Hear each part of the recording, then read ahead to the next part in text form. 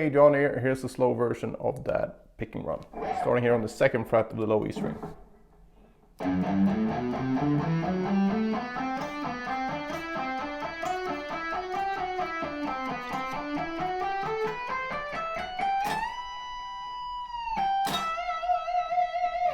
So I basically see this one as 3 sections.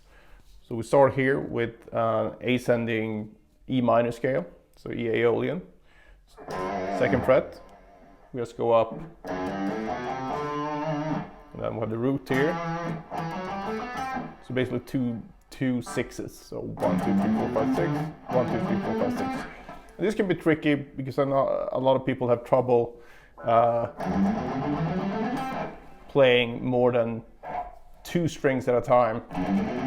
You know, if you can repeat that, you're usually good, but if you have to go to the 3rd string, it can cause problems.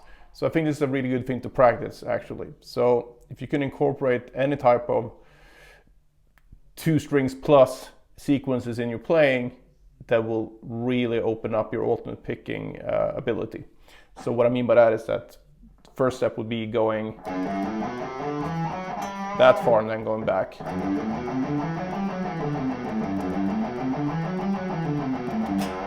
You can take that through the scales, or you can just do it with the different finger patterns, like 1, 2, 3, 1, 2, 4, 1, 3, 4, 2, 3, 4, and all over the neck, and obviously not only on the low E string either. So, and then you can add another group, or another string rather.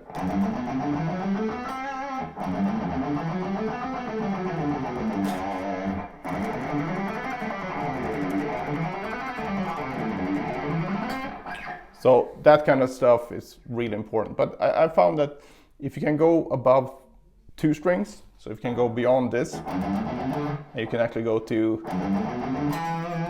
it's not that difficult to add more strings. So if you can go, you can probably also go without too much trouble, 6 strings. So it's a really important thing to work on, I think, to be able to improvise with alternate picking and do, longer lines and not being stuck to these sort of repeating 2-string patterns. Even though that sounds great and all, I think you will be way happier with your picking once you start breaking that barrier. So after this initial run, we start an Yngwie sequence on the G string here, on the 7th fret. So we're going to go up 1, 2, 3, 4, 1, 2, 3, 4, 1, 2, 3, 4, and up here on the 12th fret with the pinky. This adds some rhythmic variation to the whole thing, because this first thing really is based on 6 notes per beat. That's the subdivision that I play. And also it's based on 12 notes here, so you got 1, 2, 3, 4, 5, 6, 1, 2, 3, 4, 5, 6. So it kind of fits really well, and that's great to get some flow to it, but also can sound boring if the subdivision works out with whatever pattern you're playing too obviously, it's gonna sound kind of boring. So adding this will add some tension to it. And why is that? Well, it's because this sequence is based on 4 notes. So you got 1, 2, 3, 4, 1, 2, 3, 4, 1, 2, 3, 4, 1. So, logically, you would probably see this as regular 16th notes. 3, 4. But, again, don't want to be too math heavy here. But if we have 1, 2, 3, 4, 5, 6, 7, 8, 9, 10, 11, 12, and then 1. The last note starts the next beat, you can divide that by 6 and you get 2 groups. So you get 1, 2, 3, 4, 5, 6, 1, 2, 3, 4, 5, 6, 1. Right? So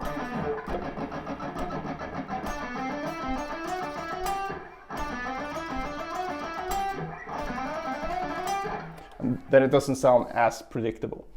But if we have tension somewhere, you also want release. So the release comes here. We're just gonna go down 6 notes, shift up, and go up 6 notes, and another 6. And then we're done, basically. When we lead up here to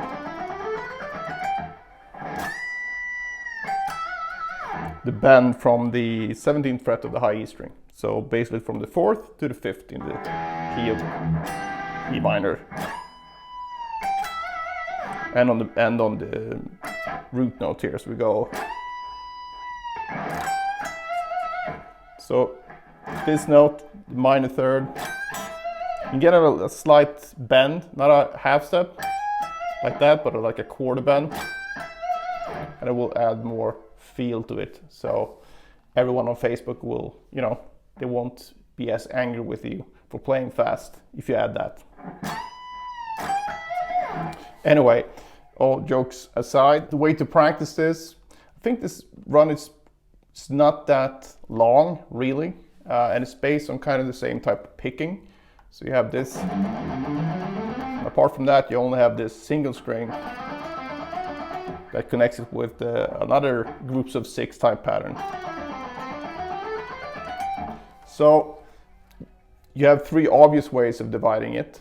So making sure that you can go from here, and you can go from here, and from here. So if you can do that, you should be good. So basically, as turn on a metronome, start at whatever feels comfortable, raise the tempo after each. If you can do it successfully 2 or 3 times in a row, just raise the tempo 5 to 10 BPMs, depending on how slow you start.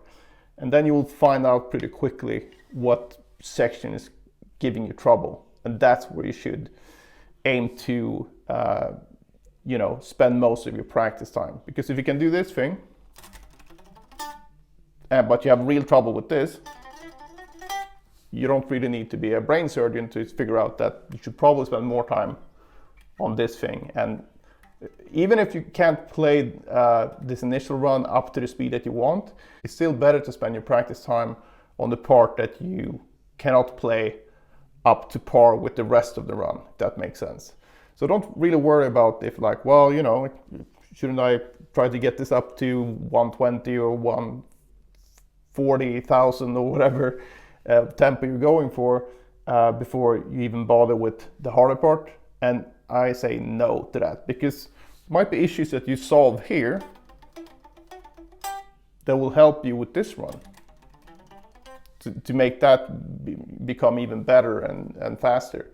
And actually they've seen in a study where they looked at professional football players or soccer players and non-professionals, and they studied how they practice, and they gave them this specific test that they should do, and then they basically put them up with microphones so they could talk through the whole thing, the way they practiced. And I'm not going to go into the whole study, but an interesting thing was that the professionals tended to spend way more time on the problem areas. So for example, in this study, they noticed that